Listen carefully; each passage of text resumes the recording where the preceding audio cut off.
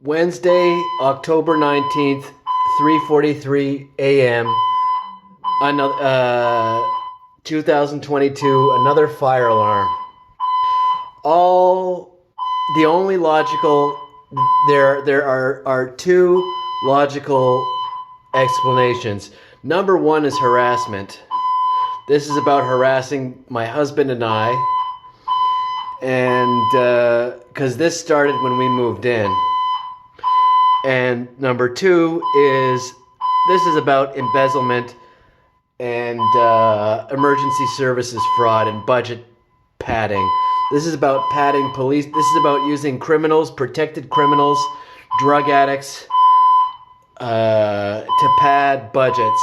So this is about managed chaos. This is managed insanity used to pad budgets.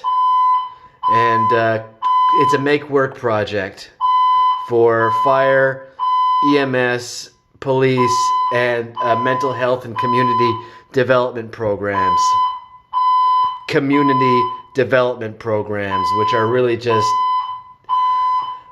means in which to extract printed money, supposed social programs that don't actually do anything if you need them.